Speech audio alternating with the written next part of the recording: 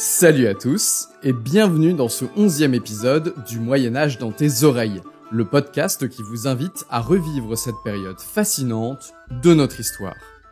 Guerre, épidémie, meurtres et trahison, mais aussi art, avancées scientifiques, foi et philosophie, laissez-moi vous raconter le Moyen-Âge comme si vous y étiez vraiment. Au début du XVe siècle, commence à se répandre dans la population européenne la peur d'une secte occulte, rampante, tirant sa puissance d'une allégeance au diable dans le but de renverser la société chrétienne. Dans cet Occident qui est sur le point de découvrir l'Amérique et la course de la Terre autour du Soleil, commence alors l'un des phénomènes de paranoïa collective parmi les plus spectaculaires et meurtriers de notre histoire. 3 siècles de guerre contre un ennemi imaginaire, jusqu'à la veille de la Révolution française. Bienvenue dans ce 11e épisode du Moyen-Âge dans tes oreilles, sur la chasse aux sorcières.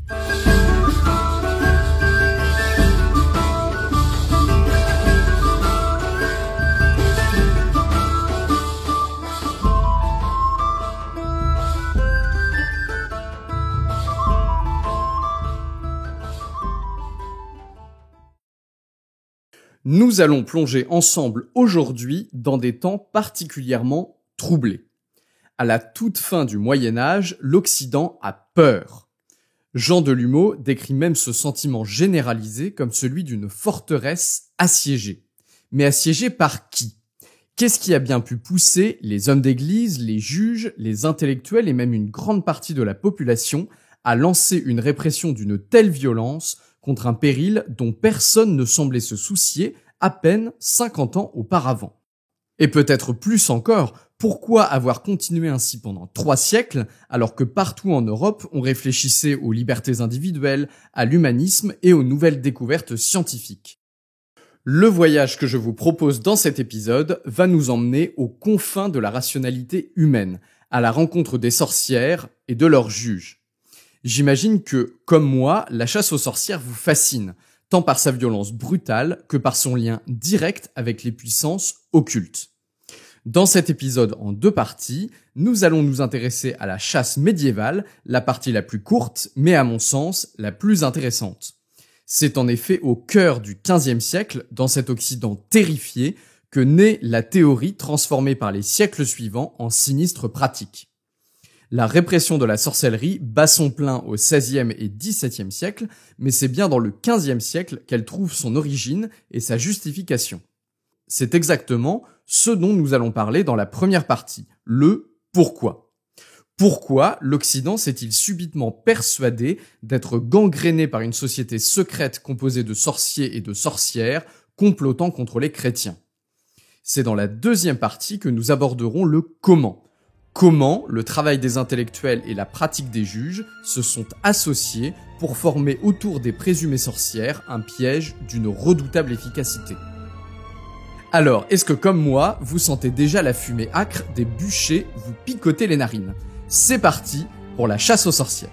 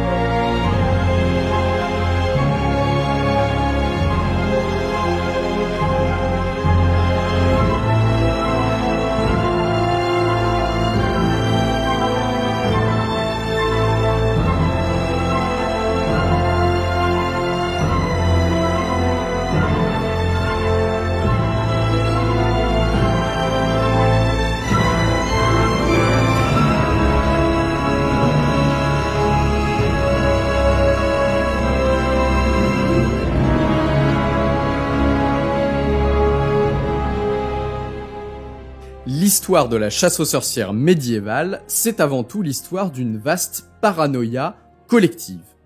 À partir du début du XVe siècle, les juges ecclésiastiques et laïcs, soutenus la plupart du temps par la population locale, se mettent à traquer les membres d'une dangereuse secte décrite par plusieurs traités émanant de brillants intellectuels et inquisiteurs. C'est d'ailleurs l'aspect le plus intéressant, mais aussi le plus difficile à comprendre de l'histoire de la sorcellerie. Pourquoi cette grande peur de la sorcellerie a-t-elle surgi d'un coup ? Et pourquoi a-t-elle été aussi durable alors qu'a priori, les sorcières, ça n'existe pas tellement? Garçon, la magie, ça n'existe pas. Ah oui, et d'ailleurs, il faut peut-être le préciser. Ici, on ne va pas se demander s'il existait vraiment une secte de sorcières et si elles avaient de vrais pouvoirs. L'histoire de la sorcellerie se confond avec celle de sa répression, puisque le personnage du sorcier ou de la sorcière, celui que les juges poursuivent avec tant d'acharnement à partir du XVe siècle, eh bien ce personnage est une invention. Une invention qui puise son inspiration dans des siècles de réflexion sur les démons et des millénaires de croyances populaires, mais une invention quand même. Ce qui va nous intéresser dans cet épisode, ça n'est pas la réalité derrière le mythe, mais plutôt l'impact que ce mythe a eu sur la réalité. Car la création du fantasme de la sorcière a eu des conséquences très concrètes sur la vie de milliers de personnes, et pas seulement celle des victimes. Alors déjà, c'est quoi la sorcellerie à la fin du Moyen-Âge? Qu'est-ce qu'il y a de si terrifiant là-dedans pour qu'on organise des traques géantes?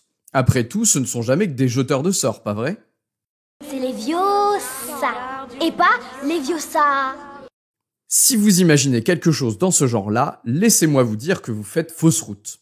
Prenons plutôt l'exemple de Pierre-Antoine, un brave notaire suisse accro au jeu. Incarcéré dans le palais épiscopal d'Ouchy, aujourd'hui situé à Lausanne, il finit par avouer son crime en novembre 1449.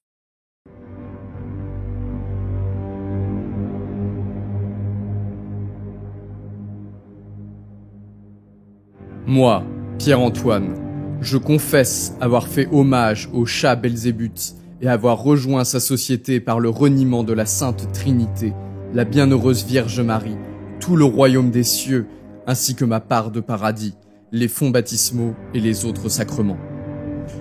Je confesse avoir embrassé le chat Belzébuth sur le derrière, sous la queue, puis m'être accouplé par sodomie avec les autres membres de la société et avoir partagé leur repas de chair humaine. Je confesse avoir profané l'hostie. Je confesse m'être rendu à la société de Belzébuth au moyen d'un bâton que j'ai enduit d'un onguent pour me permettre de voler tel un oiseau. Je confesse avoir reçu de Belzébuth l'assistance d'un démon nommé Usar qui m'a conseillé de spéculer sur le prix du froment afin de m'enrichir alors que les habitants du diocèse mouraient de faim.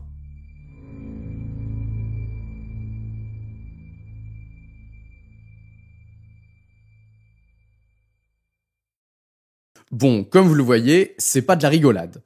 Au contraire, n'importe quel homme du Moyen-Âge, pour qui la preuve écrite était la vérité absolue, ne pouvait qu'être saisi de terreur à l'idée que des hommes et des femmes qu'il côtoyait au quotidien pouvaient se livrer à de telles atrocités lors de réunions nocturnes. Ce que vous venez d'entendre regroupe presque tous les éléments constitutifs de ce que les historiens appellent l'imaginaire du sabbat. On note en particulier 3 éléments déterminants. L'hommage rendu au diable, la participation à une assemblée nocturne et le moyen de locomotion représenté par le bâton volant.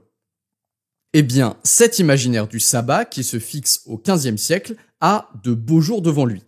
C'est sur cette base que seront pourchassés les sorcières et les sorciers dans toute la chrétienté jusqu'à la veille de la Révolution française. Certains éléments comme la marque du diable n'y figurent pas encore, mais l'essentiel est bien là. Cet imaginaire, pourtant, ne va pas de soi.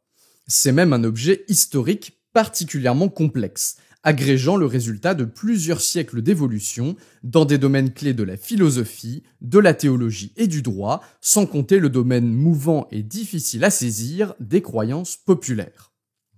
Remontons ensemble le fil de cette évolution pour comprendre pourquoi notre brave Pierre-Antoine confesse en 1449 avoir embrassé le chat Belzébuth sur le derrière, cette évolution où chaque tournant a scellé un peu plus le destin de milliers d'hommes et de femmes. Alors, on va reprendre une histoire que vous connaissez bien, désormais, celle de l'emprise croissante de l'Église sur la société chrétienne. À partir du Xe siècle, l'Église cherche à accroître son pouvoir sur les corps et sur les consciences, par un effort qui va dans deux directions. D'un côté, séparer les clercs et les laïcs, et de l'autre, encadrer fermement la vie des laïcs dans tous ses aspects. Au milieu du XIIIe siècle, à l'époque où Saint Louis règne sur la France, ce programme a parfaitement réussi. La séparation entre clercs et laïcs est totale et la chrétienté tout entière vit au rythme imposé par l'Église.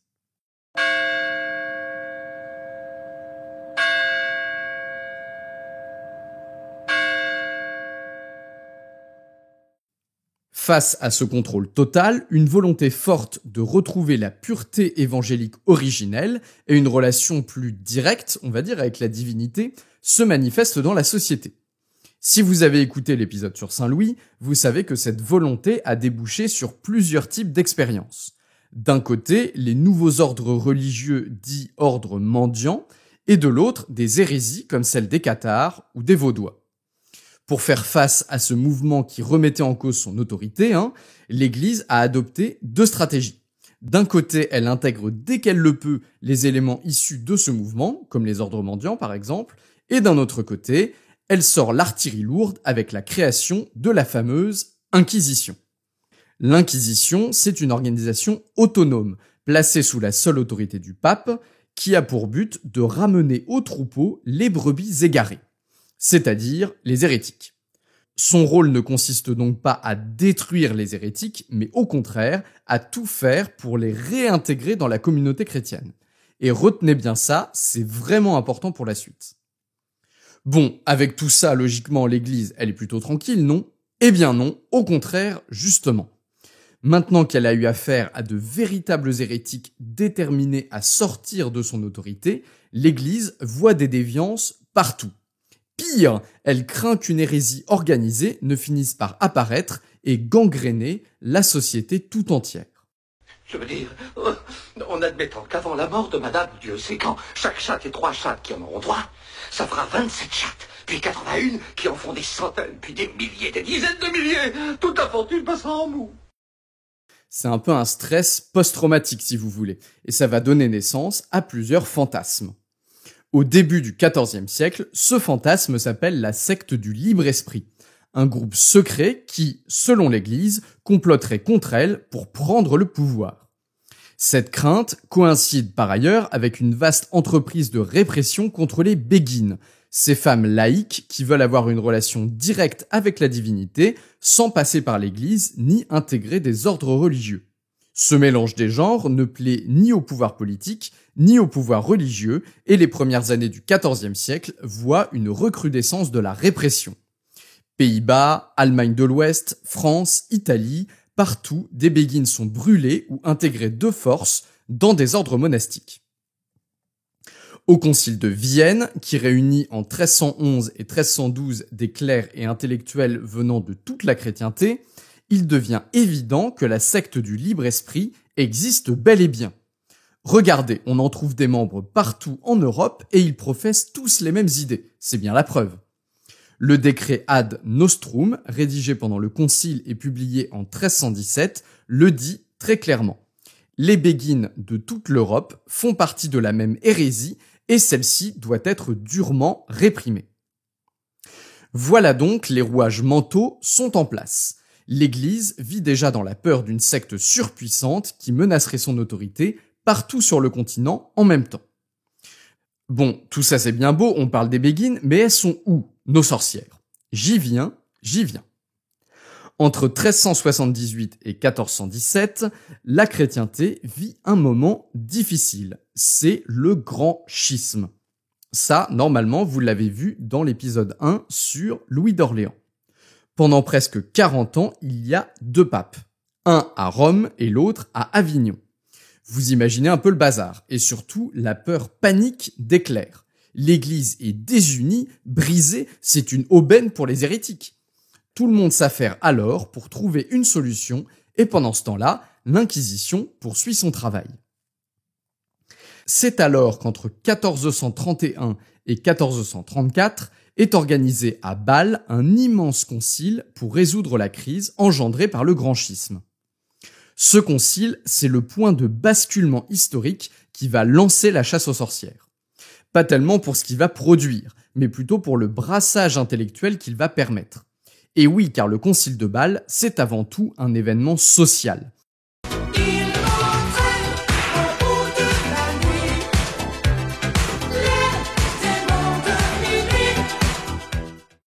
Des clercs, intellectuels, théologiens de toute l'Europe se retrouvent régulièrement pendant 3 ans à Bâle pour discuter à bâtons rompus sur les problèmes de l'Église et sur la meilleure façon de les résoudre.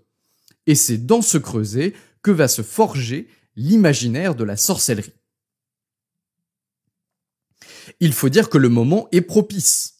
En 1419, le crime de sorcellerie a pour la première fois été retenu à l'encontre d'un homme à Lausanne. En 1428, le diocèse de Sion, dans l'ouest de la Suisse actuelle, est le théâtre de la première grande chasse aux sorcières organisée par l'évêque lui-même. Un chroniqueur de Lucerne qui s'appelle Hans Frundt écrit une description précise de cette chasse et des crimes perpétrés par les sorcières et les sorciers. En 1431, ce brave Frundt, il est présent au conseil de Bâle où il va expliquer aux autres clercs ce qui vient de se passer à Sion. Bon, vous allez me dire, c'est un peu court quand même, non? L'Église se sent menacée par une menace qui n'existe pas vraiment, et là, paf, un chroniqueur suisse se pointe, et hop, tout le monde croit aux sorcières.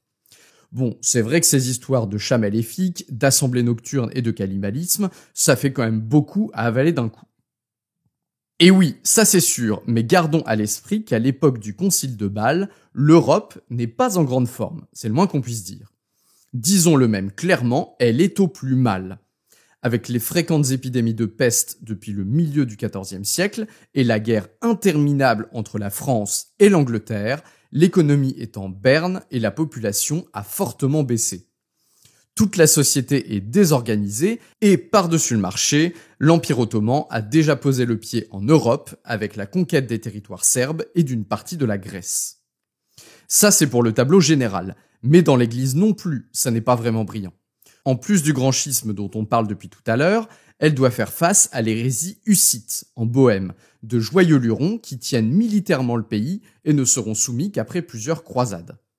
Même chez les ordres mendiants, pourtant un pilier solide de l'Église, le mouvement des fraticelles, qui prône un retour à la vraie pauvreté, vient mettre le bazar.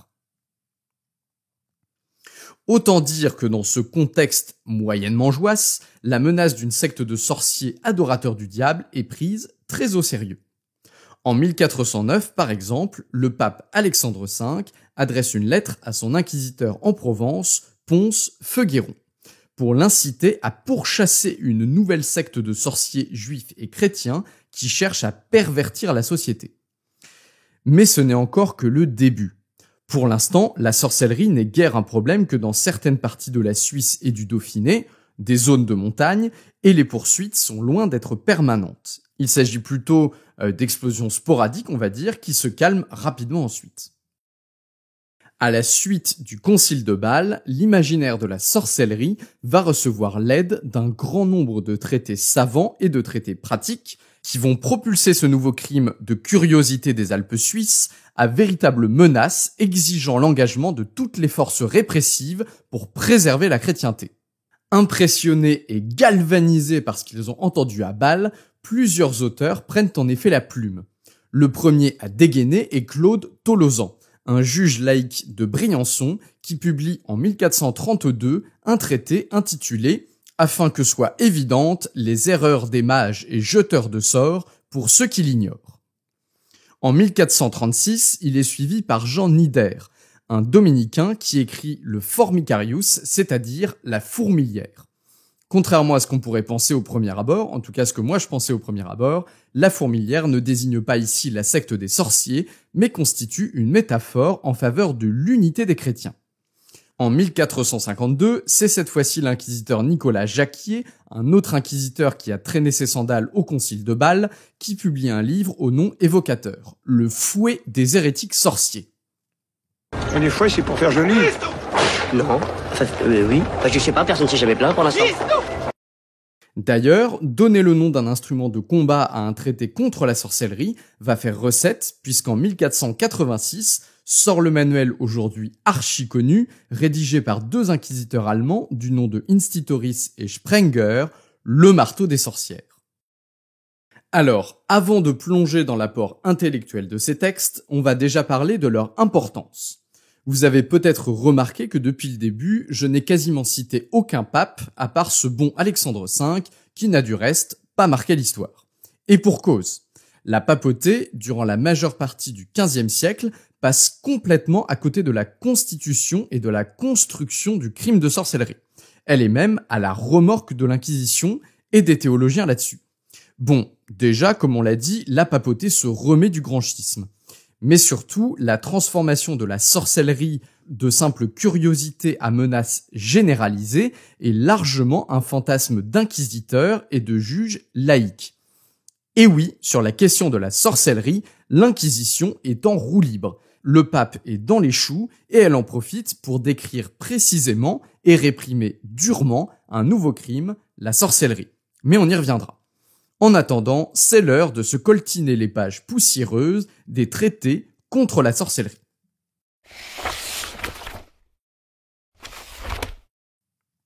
Comme vous l'imaginez sûrement, les traités contre la sorcellerie ont pour objectif de lutter contre la sorcellerie. Bravo. Mais ils vont le faire d'une manière plutôt originale, puisqu'ils vont avant tout avoir pour mission de créer le crime de sorcellerie. Et oui, comme vous l'avez compris, la paranoïa autour d'une secte de sorcières cannibales et adoratrices du diable est quelque chose de nouveau. Et les juges, comme les inquisiteurs, ne disposent pas encore du bagage intellectuel pour faire face à cette nouvelle menace. Par exemple, quel type de procédure judiciaire doit-on utiliser ? Comment peut-on catégoriser les crimes énormes et nouveaux perpétrés par les sorciers ? Et surtout, peut-on vraiment croire à des choses aussi inédites que le vol nocturne sur des bâtons de bois ou le baiser sur l'anus de Satan ? Autant de questions auxquelles les traités, dont on va parler justement, apportent de précieuses réponses. Pour ce qui est de la procédure en elle-même et du caractère concret de la chasse aux sorcières, on va en parler copieusement dans la deuxième partie de l'épisode, point de panique. Pour cette première partie, on va déjà s'intéresser à un point central. Que reprochent exactement les intellectuels écrivant ces traités à nos fameuses sorcières ? On l'a dit, le crime de sorcellerie se distingue par l'adjonction de 3 éléments qui ne sont pas nouveaux, mais qui vont se trouver regroupés, agrégés en un seul crime, le pire de tous. Il s'agit donc de l'hommage rendu à Satan, de la participation à des assemblées de sorcières et du vol nocturne sur des bâtons enchantés. La première nouveauté, donc, c'est l'hommage à Satan. Ça peut paraître anodin, mais l'établissement de la possibilité pour les sorciers et les sorcières de prêter hommage à Satan est à la fois un élément absolument fondamental dans la création du crime de sorcellerie, mais également le résultat de plusieurs siècles d'évolution philosophique et théologique. Alors on y va. Commençons par la théologie, ou plutôt sa branche la plus sulfureuse, la démonologie. Je sais, comme ça, on dirait le nom d'une matière au programme à Poudlard, mais au Moyen-Âge, c'est très sérieux. On réfléchit au pouvoir dont disposent les démons et à la manière dont ils se comportent vis-à-vis de Dieu et des hommes. Dans cette discipline, comme dans beaucoup d'autres d'ailleurs, l'influence de Thomas d'Aquin, brillant intellectuel du XIIIe siècle, est absolument décisive. Dans les textes évangéliques, le diable est avant tout un principe mauvais, une influence négative, si vous voulez, qui tente de détourner le fidèle de Dieu, mais pas grand-chose de plus, à de rares exceptions près. Thomas d'Aquin, lui, il a une vision radicalement différente. Selon lui et les autorités qu'il cite, le diable est un véritable esprit, doté d'une volonté propre et de pouvoir pour mettre cette volonté en œuvre. En particulier, et ça c'est une vraie nouveauté, il est désormais capable d'agir sur le monde réel, avec des pouvoirs accrus sur les personnes qui sont déjà mauvaises, qui penchent déjà dans la mauvaise direction, si vous voulez. Thomas d'Aquin, il a une stature intellectuelle exceptionnelle, et cette doctrine d'un esprit mauvais capable d'agir dans le monde réel est devenue, au XVe siècle, une vérité largement accepter. Les juges et inquisiteurs qui rédigent les traités et qui vont à leur tour influencer de nouveaux juges connaissent les travaux de Thomas d'Aquin, pour qui il constitue une véritable base intellectuelle. C'est normal après tout, ils ont tous été formés dans les mêmes universités. Et là où ça devient particulièrement intéressant, c'est que le Thomas, il est allé plus loin dans cette idée, puisqu'il a aussi parlé du pacte avec le diable. Hop là. Bon, je te propose un pacte. Un pacte? Ouais. Comme le pacte des loups, mais il n'y a pas de loup, tu vois, ok?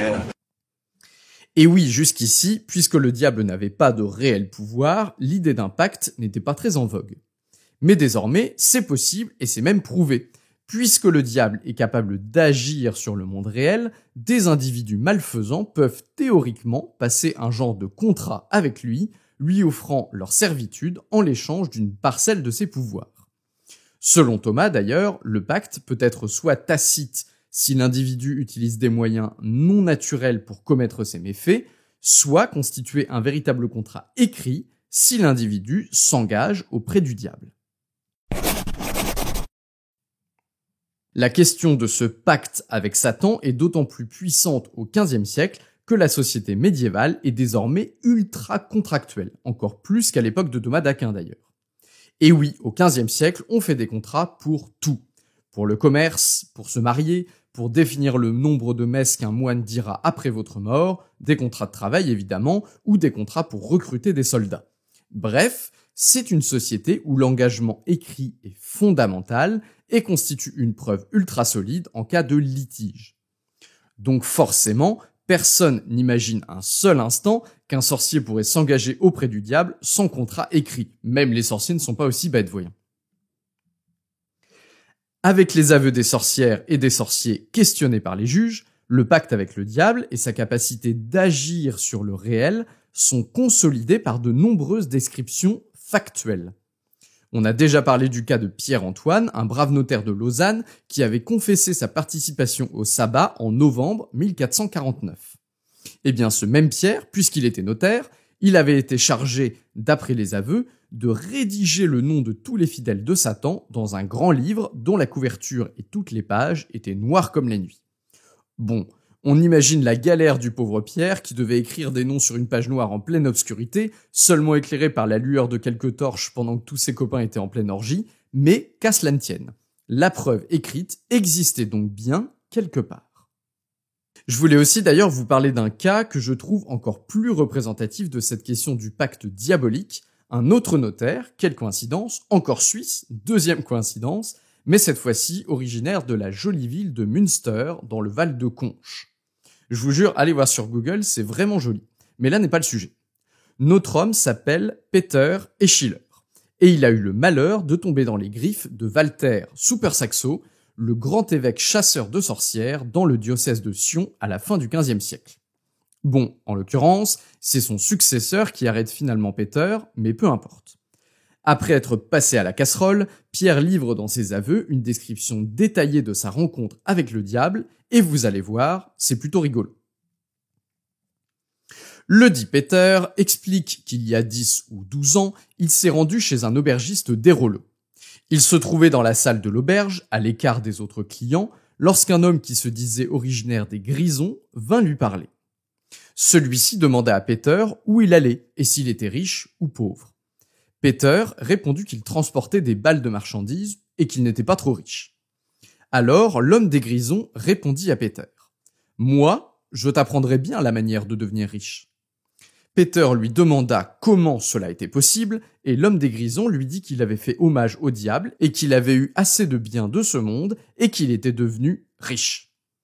Peter lui répondit « C'est ce que je ferais volontiers, si seulement je pouvais devenir riche, car je n'aime pas travailler. » Et l'homme des Grisons lui dit « Si seulement tu es décidé, il te suffit d'aller dans les prés en dehors de la ville d'Airolo, et là, tu trouveras ce que tu cherches. » Alors, le dit Peter alla au crépuscule dans les 10 prés, où il trouva un homme de taille moyenne, dont il ne vit ni les mains ni les pieds à cause de la longueur de sa veste, un homme à la face pâle et glauque, difforme, ne ressemblant pas à la nature humaine. Et l'homme lui dit « Je suis le diable, il faut que tu renies Dieu Tout-Puissant, que tu me reçoives comme maître et que tu me fasses hommage. » Alors le dit Peter reçut le diable comme son maître et seigneur. De sa main cachée, le diable lui remit de l'argent dans la main et Peter le mit dans sa bourse. Un certain temps après le départ du diable, il regarda dans sa bourse et ne vit aucune pièce. Il sut alors qu'il avait été trompé. 3 jours plus tard, à la même heure, Peter alla au même endroit avec une poule noire qu'il avait achetée et qu'il donna au diable, son maître, en signe de l'hommage et de la fidélité qu'il lui avait prêté. Bon, donc vous voyez, le diable c'est quand même un petit farceur, hein, en plus d'avoir une veste trop grande. Mais même si ici on n'a pas de pacte écrit, tous les éléments sont là. Le diable est capable d'apparaître en personne et en plein jour, il peut recevoir des cadeaux et faire apparaître de l'argent. Mais surtout, l'élément central ici, c'est le serment d'hommage. Peter a reconnu le diable comme son seigneur et maître, et c'est ça qui va lui poser problème. Les sources ne nous disent pas ce qui est arrivé à Peter, mais il y a peu de chances pour que l'évêque lui ait proposé une croisière aux Bahamas. Alors, en quoi c'est si grave, l'hommage au diable finalement ? Et surtout, en quoi ça change des hérésies que l'Église combattait déjà auparavant ? Eh bien, la réponse tient en un seul mot, lèse-majesté. Et pour les petits farceurs, lèse-majesté, ça ne fait qu'un seul mot, puisqu'il y a un tiret entre les deux parties. Mais trêve de bavardage. Comme vous le savez, ou pas d'ailleurs, la fin du Moyen-Âge est une période, pour l'Europe occidentale, de centralisation du pouvoir. Les grands États comme la France, le duché de Bourgogne ou la Savoie, mais aussi d'autres États plus petits comme les diocèses épiscopaux en Suisse et les cités du nord de l'Italie, cherchent à renforcer leur pouvoir et à soumettre les parties de leur territoire qui sont les moins fidèles. En France, les réussites les plus éclatantes de ce mouvement de centralisation sont évidemment la création d'un impôt permanent et la création d'une armée permanente. 2 composantes essentielles d'un État.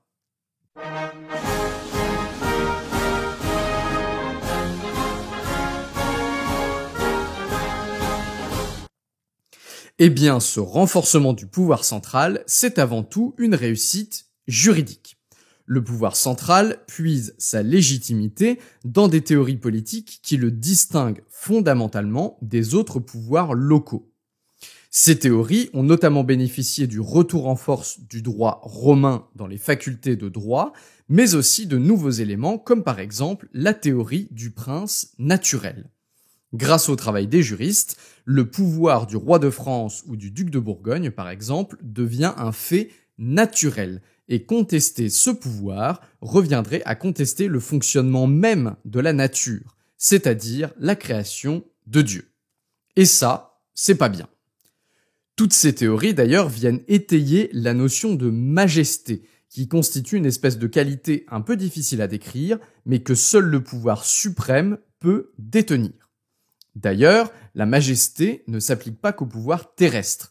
Les théologiens ont également développé le concept de majesté divine, c'est-à-dire cette qualité qui confère à Dieu le pouvoir suprême sur tout le reste. Bien pratique, puisque le pape est désormais, grâce aux juristes romains, le vicaire de Dieu sur terre. Bref, la majesté a le vent en poupe, et tout le monde en veut un bout. Sauf qu'évidemment, comme vous vous en doutez, les autres pouvoirs politiques là, ils vont pas accepter comme ça que la majesté ne revienne qu'au roi ou au duc. C'est la raison pour laquelle la notion de majesté est protégée par une autre notion pour éviter son pillage éhonté, la notion de lèse-majesté. La lèse-majesté, c'est un crime commis contre la majesté divine ou princière, un acte qui remet en cause cette majesté. Une tentative d'assassinat contre le prince ou une révolte politique, c'est un crime de lèse-majesté par exemple. Et croyez-moi, on ne badine pas du tout là-dessus à la fin du Moyen-Âge, puisque la lèse-majesté est clairement le crime le plus grave que puisse commettre un homme médiéval. C'est normal d'ailleurs, puisque la majesté du roi vient de Dieu, donc attenter contre cette majesté, c'est quelque part s'opposer à la volonté divine finalement.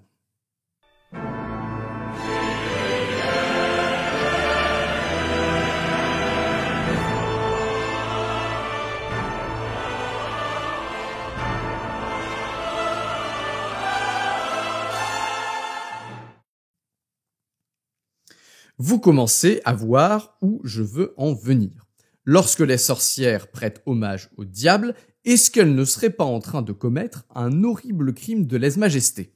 Eh bien si, évidemment, et même un double crime, puisqu'en reniant Dieu, elles commettent le crime de lèse-majesté divine, et en le prenant comme maître, elles commettent également un crime de lèse-majesté princière. Autant dire que leur compte est bon. C'est d'ailleurs ce que dit Jean Gerson, par exemple, dans son traité sur le pouvoir ecclésiastique en 1417. La désobéissance à l'Église est un crime contre la société tout entière, puisque l'Église englobe tous les chrétiens, mais c'est également un crime contre la majesté divine. Jean Tincture, une haute autorité intellectuelle de Tournai, va même plus loin dans son traité contre le crime de Vaudry, c'est-à-dire le crime de sorcellerie, écrit en 1460. Selon lui, le diable orchestre avec les sorcières une répétition de la révolte de Lucifer contre Dieu dans le but de lui contester la majesté divine. Voilà, tout est dit. Est-ce ma faute si notre Père a fait les hommes moins puissants que Lucifer? Bon, mine de rien, cette question de l'hommage, c'est une vraie nouveauté. Auparavant, on accablait les hérétiques de tout un tas d'accusations, mais qui portaient sur des crimes, on va dire, ordinaires. Cannibalisme, sodomie, perversion des chrétiens en prêchant des doctrines fallacieuses, etc., etc.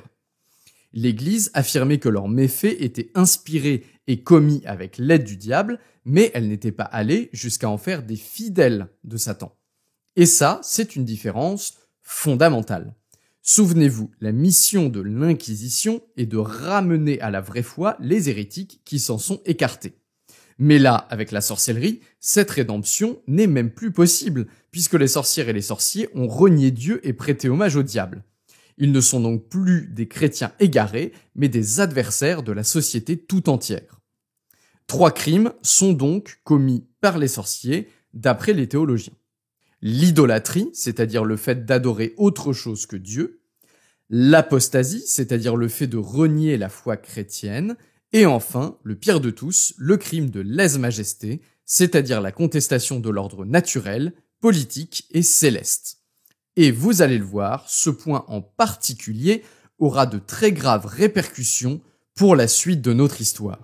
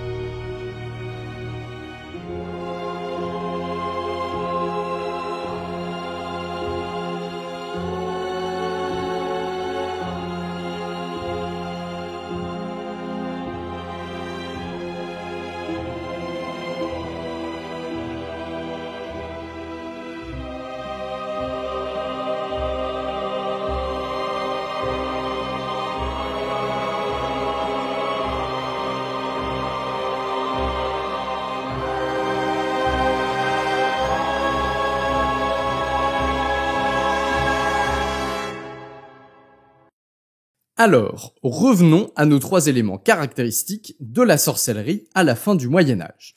L'hommage rendu au diable, la participation à des assemblées et le vol nocturne sur un bâton magique. C'est bon, on est arrivé au bout du premier.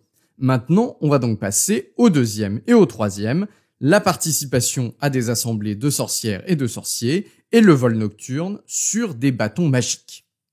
Oui, mais dépêchons-nous, je n'ai que quelques heures. Sur ces 2 éléments, les intellectuels et juges qui composent les traités anti-sorcières ne sont pas aussi unanimes que sur la question de l'hommage au diable. Il faut dire que ce dernier élément suffit à mettre les sorcières dans une très mauvaise posture. Puisque l'hommage est un lien volontaire et extrêmement solide, il constitue un crime tellement énorme qu'il n'est nul besoin de preuves supplémentaires pour emmener une sorcière au bûcher. Mais pour autant, certains vont aller plus loin. Dès les premières chasses aux sorciers et aux sorcières, notamment dans le Valais suisse en 1428 et dans le Haut-Dauphiné dès 1445, la dimension collective du crime de sorcellerie est l'élément central des aveux. Et ce n'est pas étonnant, puisque ce qui inquiète les juges et les inquisiteurs, on l'a dit, c'est l'existence d'une secte, d'un groupe d'individus mauvais rassemblés autour du diable qui complotent pour renverser la société des chrétiens, rien que ça. On en parle de temps à autre, pourtant elle ne cesse de prendre de l'importance en cette fin de siècle de troubles métaphysiques. Je veux parler des sectes. Et ça, c'est encore une nouveauté. Auparavant, la sorcellerie était plutôt l'apanage d'hommes cultivés, instruits dans les arts de la magie et capables, grâce à des formules complexes, d'invoquer des démons pour satisfaire leurs sombres desseins. Si vous avez lu par exemple la trilogie de Bartiméus, on est en plein dedans. La sorcellerie était considérée, avant le XIVe siècle, comme un art à apprendre qui conférait à celui qui le maîtrisait un grand pouvoir, mais un mauvais pouvoir évidemment. Dès les premières chasses aux sorcières, la dynamique s'inverse complètement. Désormais, les membres de la secte n'y connaissent rien en magie et ne détiennent des pouvoirs que grâce à l'hommage qu'ils ont prêté au diable. Or, pour prêter hommage, il faut évidemment une rencontre physique. C'est ainsi que l'image de l'assemblée des sorciers, le sabbat, se construit peu à peu au fil des aveux et des traités contre la sorcellerie. Hans Freund, le chroniqueur lucernois qui a relaté la première chasse aux sorciers dans le Valais suisse en 1428, décrit par exemple de manière très précise les réunions de la secte des sorciers pendant lesquelles ces derniers se livrent à d'horribles actes de cannibalisme. Jean Nider, l'un des plus grands influenceurs durant le concile de Bâle, en donne lui aussi une description très précise dans son Formicarius, publié en 1436 ou 1438.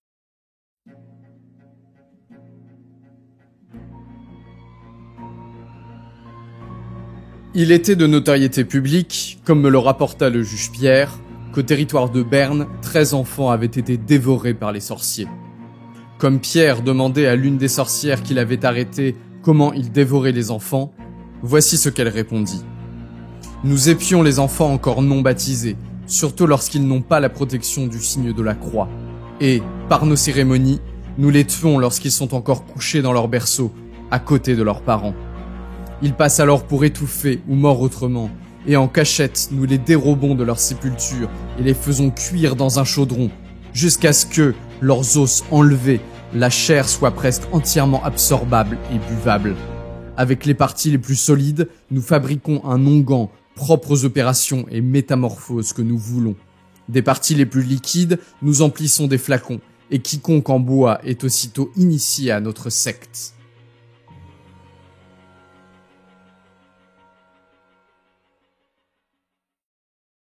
Le sabbat est parfois également appelé synagogue par certains auteurs comme l'anonyme qui a écrit La Recollection, un violent traité arageois contre les sorciers en 1460. D'autres termes sont également utilisés comme assemblée ou société. En tout cas, toutes les descriptions issues des traités et des aveux ont un point commun. Le diable est physiquement présent lors du sabbat. C'est en effet durant ces cérémonies qu'il reçoit l'hommage des sorciers et leur donne des indications sur ce qu'ils doivent faire ensuite. Sur ce point d'ailleurs, les traités ne sont pas vraiment d'accord entre eux, et les aveux varient également sur les circonstances et les gestes précis accomplis lors de ces cérémonies. Déjà, pour le diable lui-même, la forme qu'il prend lors du sabbat varie considérablement, et puise dans un bestiaire varié constitué de tous les animaux que les médiévaux n'aiment pas. Le bouc, symbole de lubricité et de puanteur, le loup, le chien, le chat, et même, dans un aveu recueilli pendant la Vauderie d'Arras en 1460, la forme d'un grand singe roux. Au final, peu importe, puisque les récits sont tous unanimes. Le diable a une grande autorité, et malgré ses multiples formes, les sorciers savent tout de suite que c'est lui, leur maître et seigneur. Et leur maître et seigneur, c'est pas un tendre, c'est le moins qu'on puisse dire. Jacques Duclerc, un chroniqueur qui a notamment couvert la Vauderie d'Arras en 1459 et 1460, explique notamment que le diable se montre dédaigneux envers les recrues issues des classes les plus modestes, car il pense que ces miséreux n'auront qu'une piètre influence sur cette société qu'il veut renverser. Par ailleurs, l'anonyme qui a écrit la recollection en 1460 affirme que l'hommage rendu au diable se scelle par un viol commis par Satan lui-même sous sa forme animale d'une manière contre nature. Pas besoin de vous faire un dessin. Les sorcières et sorciers sont ensuite invités à participer à un immense festin organisé par le diable avant de se lancer dans d'immenses orgies sexuelles où les sorciers couchent avec les sorcières, avec les sorciers et même avec les démons. Jacques Duclerc va même jusqu'à nous dire que, selon l'aveu des sorcières elles-mêmes, le sexe des démons est très froid et puant, charmant détail, vous en conviendrez, qui donne un petit peu de piquant au récit. C'est également lors de ces cérémonies que les apprentis sorciers, puisqu'il faut bien les appeler ainsi, crachent sur la croix et profanent l'hostie pour sceller leur reniement du christianisme. Et ça, pour les médiévaux, ça n'est pas un petit crime du tout, puisque l'hostie est le corps du Christ que les sorciers vont piquer à l'église quand le prêtre a le dos tourné. Selon certains traités, l'hostie est donnée à manger à des crapauds, eux-mêmes réduits ensuite en poudre et mélangés au reste des bambins dévorés pendant le repas, pour fabriquer le fameux onguent dont les apprentis sorciers enduisent des bâtons afin de pouvoir voler. C'est un balai. Attends, c'est pas n'importe quel balai, Harry. C'est un Nimbus 2000. Et oui, le vol nocturne, nous y voilà.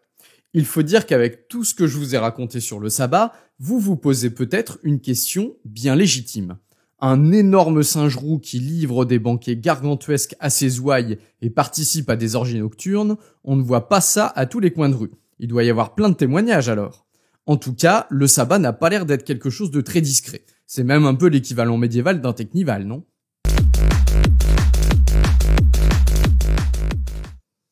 Eh bien justement, les juges et les intellectuels qui écrivent les traités ont plus d'un tour dans leur sac. Si personne n'a jamais vu le sabbat de ses propres yeux, c'est que le diable, malin, regroupe ses fidèles en pleine nuit dans des endroits reculés, inaccessibles aux simples mortels. Mais comment accomplit-il un tel prodige, me direz-vous ? En les téléportant sur place ? Eh bien non, d'une manière beaucoup plus simple, en faisant voler les sorciers jusqu'à leur destination.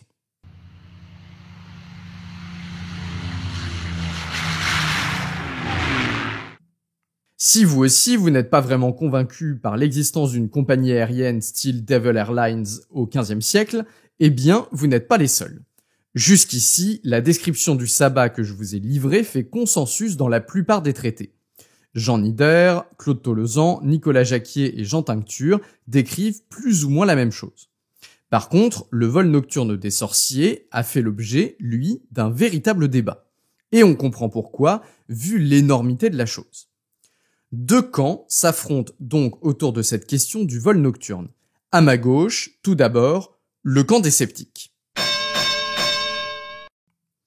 Les sceptiques, ceux qui ne croient pas en la possibilité physique du vol nocturne des sorciers, peuvent s'appuyer sur l'autorité d'un texte fameux, le canon Épiscopie. Mais qu'est-ce que c'est qu'un canon, me direz-vous ? Eh non, rien à voir avec un gros tube qui balance des boulets. Un canon, c'est un chapitre issu du droit canon, c'est-à-dire du droit réglementant l'organisation de l'Église médiévale. Bref, tout ça, ça nous fait une belle jambe. Ce qui nous intéresse surtout, c'est le contenu de ce fameux canon Épiscopie, daté du XIe siècle et qui connaît un regain d'utilisation au XIVe et XVe siècle. Et oui, car ce canon traite justement de la question du vol nocturne. En réponse à des femmes qui prétendaient voler la nuit sur le dos d'animaux sauvages en compagnie de déesses païennes, le canon Épiscopie estimait que le vol nocturne n'était tout simplement pas possible et qu'il ne s'agit en réalité que d'un rêve fait par les dites femmes. Ce canon est particulièrement important car le Moyen-Âge ne connaît pas encore la méthode d'expérimentation scientifique. Dans la lignée du développement du raisonnement logique parmi les universitaires au XIIe et XIIIe siècle, les preuves apportées par les intellectuels, dans un sens comme dans l'autre, sont avant tout des preuves logiques, justement, c'est-à-dire des preuves intellectuelles. En confrontant autorité textuelle et raisonnement de haut vol, c'est le cas de le dire, les théologiens réfléchissent ainsi à la possibilité ou non de voler la nuit et en extrait ce qu'ils considèrent comme étant la réalité, la vérité. Entendons-nous bien. Aucun juge, durant la chasse aux sorcières médiévale, n'a cherché à démontrer physiquement, expérimentalement si vous voulez, la possibilité du vol nocturne en mettant une sorcière au défi de le faire devant lui. Pas qu'on sache, en tout cas. Par contre, les intellectuels ont énormément débattu de la possibilité théorique du vol. En 1460, par exemple, alors que le procès de la Vauderie d'Arras bat son plein, Philippe le Bon, duc de Bourgogne, convoque un collège de théologiens à Bruxelles pour statuer sur cette question. La nature même de ce collège de docteurs est vraiment significative. Aujourd'hui, on convoquerait des experts en aéronautique ou des ingénieurs, mais à l'époque, c'est bien la preuve par logique qui est incontournable. En tout cas, ça, c'est la théorie, puisque les théologiens de Bruxelles n'arrivent pas à se mettre d'accord. Le débat fait rage, mais aucun consensus n'émerge. Ce qui n'empêche pas, d'ailleurs, le procès de continuer son œuvre, bien entendu. Dans la première moitié du XVe siècle, alors que les aveux de sorciers se font encore rares, le vol nocturne est absent de nombreux procès. En 1453, par exemple, le prédicateur Guillaume Adeline passe à la casserole et finit par avouer sa participation au sabbat en 1438 en Franche-Comté, dans les montagnes autour de Clairvaux au lac. Encore un endroit très joli d'ailleurs, le diable avait plutôt bon goût. Visiblement, la torture n'a pas délié son imagination, puisqu'il affirme bien s'être rendu au sabbat, mais à pied, pas en volant. C'est quand même pas très moderne, mais c'est meilleur pour le bilan carbone en tout cas. Sympa. Je prends quoi? Un Vélib. C'est viré, ça. En tout cas, ce qui ne manque pas de sel, c'est que justement, Guillaume Adeline était un prédicateur bien connu pour s'opposer à la réalité du sabbat. Fermement opposé au concile de Bâle, il s'insurge contre Jean Nider, Nicolas Jacquier et toute leur clique. Pour lui, il est évident que le sabbat n'est qu'une illusion et certainement pas une réalité physique, matérielle. D'ailleurs, il a bien du toupet, puisqu'en 1452, il se rend à Saint-Galmier, dans la région lyonnaise, pour aller prêcher en faveur de l'illusion du sabbat. Et oui, sauf qu'il pousse le bouchon un peu loin, puisqu'à ce moment-là, justement, son adversaire Nicolas Jacquier est en train de mener au même endroit un procès contre des sorciers. Autant dire qu'il n'est pas super bien accueilli. Sortez de mon église!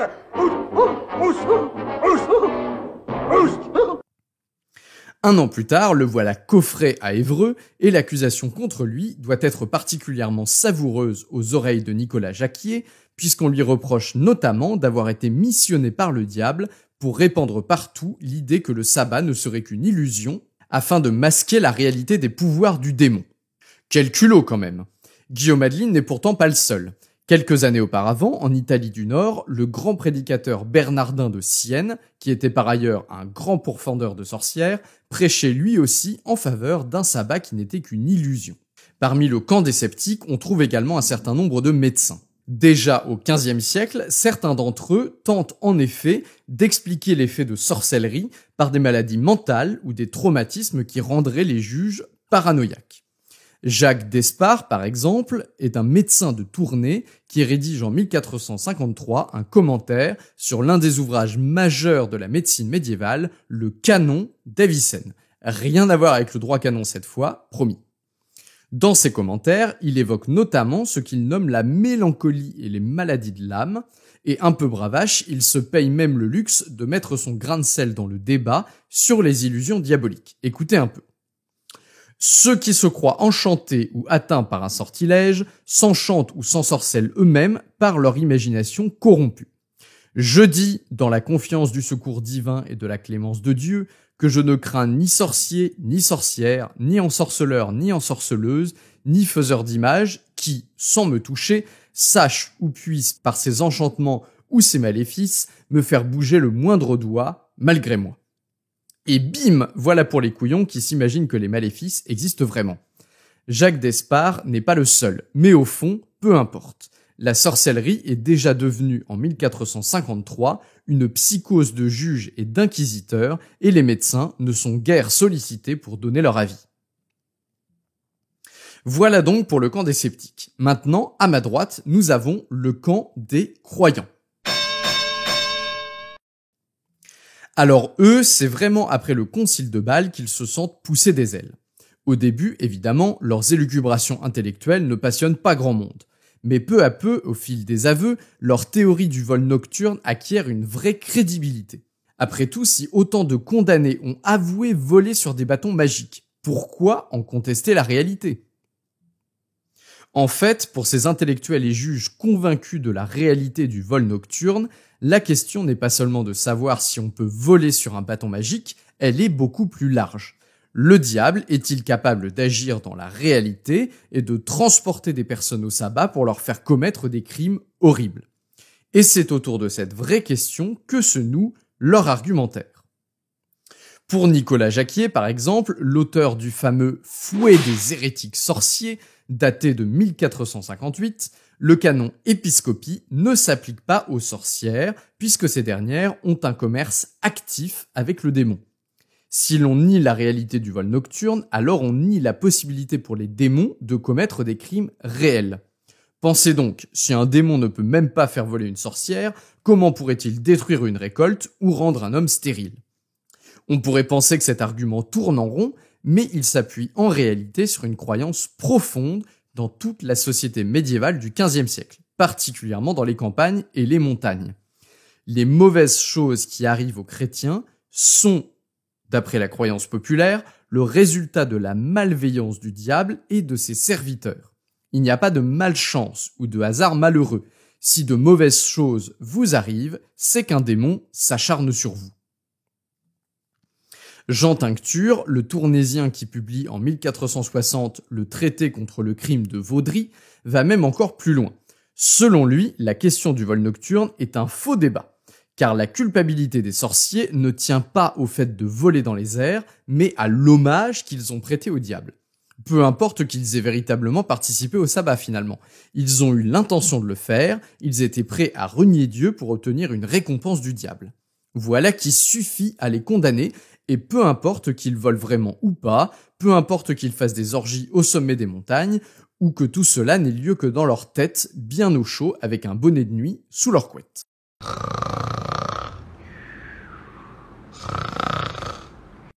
La même année, en 1460, l'anonyme qui écrit la recollection à Arras est du même avis. Avec un tout petit peu de mauvaise foi, il explique d'ailleurs que si l'Église et l'Inquisition pourchassent les sorciers, c'est bien que leurs crimes sont réels, sinon ils ne le feraient pas. Malin. Selon lui d'ailleurs, la théologie a prouvé depuis longtemps que le canon Épiscopie ne s'appliquait pas aux sorciers, et que les démons étaient capables d'agir dans le monde réel. Puisque la théologie fait consensus, prétendre le contraire serait nier l'autorité des meilleurs universitaires. Il conclut en expliquant que le travail du théologien s'arrête au seuil de la chambre de torture. Si les universitaires ont conclu que le vol nocturne et le sabbat réel étaient théoriquement possibles, c'est désormais aux juges de confirmer cet avis en arrachant des aveux aux sorciers.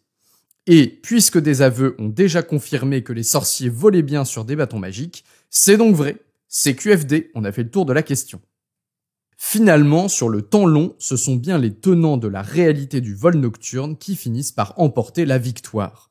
Lentement, inexorablement, les dizaines et centaines d'aveux qui s'accumulent viennent confirmer leur théorie et reléguer les avis contraires au rang de curiosité intellectuelle. Dans une dynamique de cercle vicieux, les aveux de crimes horribles que font les sorciers en place publique au moment de leur condamnation viennent confirmer les craintes des juges et de la population et ancrer encore plus fermement dans leur esprit la réalité de ces crimes. À la fin du XVe siècle, alors que les procès se multiplient, l'imaginaire du sabbat est donc bien fixé et intégré par une grande partie de la population. Pacte avec le démon et hommage au diable, participation à de grandes assemblées nocturnes qui tournent à l'orgie et auxquelles les sorciers et sorcières se rendent en volant sur des bâtons magiques, tout cela fait désormais partie de la réalité des médiévaux et peu de personnes osent encore le contester. Bon, peut-être que tout ça vous semble absolument délirant.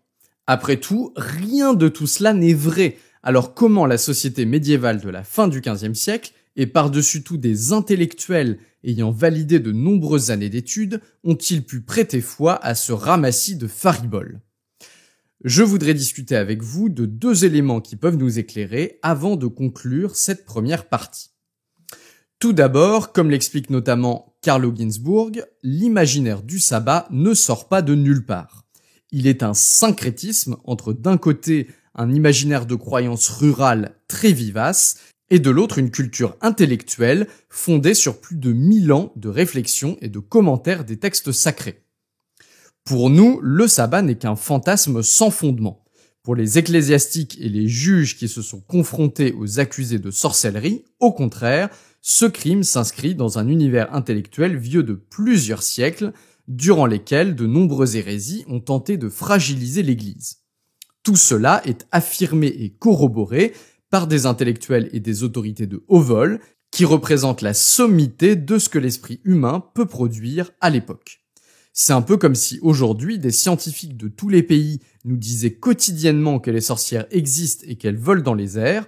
Puisque nous ne sommes pas nous-mêmes scientifiques, nous aurions tendance à les croire, surtout s'ils sont nombreux à le dire, c'est logique. Et nous avons d'ailleurs de bonnes raisons de le faire, puisque notre société repose sur la science. Pour les médiévaux, ceux qui constituent la société dans toute sa diversité sociale, l'idée qu'une secte de sorciers et de sorcières commettent des crimes horribles et volent sur des bâtons magiques n'a rien d'absurde. La chasse aux sorcières a pour théâtre principal les zones montagneuses et les campagnes, au sens large, même si certains épisodes comme la Vauderie d'Arras ont lieu en ville. Dans ces territoires, les croyances en le diable et en ses démons, en la possibilité de jeter des maléfices et en la puissance des forces occultes qui s'opposent aux hommes, toutes ces croyances, elles sont particulièrement puissantes. Entendre un sorcier affirmer publiquement qu'il a prêté allégeance au diable et a participé au sabbat ne fait que confirmer un sentiment diffus mais bien réel. Lorsque des malheurs surviennent, c'est qu'une intelligence malveillante en est la cause. Aveu après aveu, l'imaginaire du sabbat, théorisé par les intellectuels, s'imprègne dans la société médiévale, d'autant plus facilement qu'il résonne puissamment avec des croyances qui le confirment. À cet aspect mental, il faut ajouter, et c'est le deuxième élément, la grande différence entre le XVe siècle et notre époque actuelle à propos de la vérité. Aujourd'hui, nous acceptons collectivement comme vérité ce qui a été prouvé scientifiquement. Par exemple, nous ne pouvons pas vérifier par nous-mêmes que le Big Bang a bien eu lieu il y a des milliards d'années, mais nous l'acceptons comme vérité car il fait l'objet d'un consensus scientifique. Même sans être familier avec l'expérimentation scientifique, nous savons qu'il existe des méthodes pour prouver quelque chose et que ces méthodes sont solides. Eh bien, au XVe siècle, la vérité est avant tout liée à la qualité de celui qui la professe. C'est ce qu'on appelle l'autorité. Si une personne est reconnue comme une autorité, alors c'est qu'elle dit la vérité. La société médiévale repose largement sur le lien social et sur la place qu'occupent ses membres les uns par rapport aux autres. En cela, d'ailleurs, nous pouvons nous identifier à eux. N'avons-nous pas tendance, nous-mêmes, à croire plus facilement une personne en qui nous avons confiance et que nous tenons pour une personne sage et intelligente? Tenez par exemple, on va faire une petite expérience de pensée. Identifiez dans votre tête la personne à qui vous faites le plus confiance dans votre cercle social. Allez-y, imaginez-la. Bon. Maintenant, imaginez quel serait votre ressenti si cette personne vous expliquait qu'elle a vu une sorcière voler pour se rendre au sabbat. Est-ce que vous lui feriez confiance? Si cette personne compte autant pour vous, vous ne pourriez pas balayer cette affirmation d'un revers de la main, surtout si elle vous semble sérieuse. Vous seriez peut-être un petit peu sceptique au début et vous iriez chercher confirmation auprès d'autres personnes ou alors auprès d'autorités indépendantes comme par exemple, et je pense que c'est notre réflexe à beaucoup d'entre nous, une petite recherche Google. Et si cette recherche confirme ce qu'a dit votre proche, est-ce que vous pourriez le croire? Je pense sincèrement que pour la majorité d'entre nous, la réponse serait oui. Combien d'entre nous iraient vraiment faire l'effort d'aller se confronter à des articles scientifiques pointus et arides pour confirmer ou infirmer cette théorie? Ne jugeons donc pas trop durement les médiévaux qui croyaient au vol nocturne des sorcières, car si la mentalité de l'époque a évidemment beaucoup joué, les mécanismes mentaux qui ont lancé et alimenté la chasse aux sorcières sont ceux de l'esprit humain en général à travers les siècles. Alors, selon vous, est-ce qu'une chasse aux sorcières serait encore possible aujourd'hui? Est-ce que vous accuseriez volontiers votre voisin de sorcellerie s'il vous avait fait du mal et que c'était un moyen commode de vous débarrasser de lui? toi, satanique! Voilà, ça, c'est pour l'ambiance. Nous sommes arrivés à la fin de notre première partie sur la chasse aux sorcières médiévale. On se retrouve très vite dans la seconde partie, dans laquelle nous plongerons ensemble au cœur de la chasse aux sorcières. Diffamation, torture, aveux, évolution historique de la chasse, vous saurez tout ce qui se passait derrière les lourdes portes des prisons, dans ce secret de l'interrogatoire que personne n'osait alors percer. À la prochaine!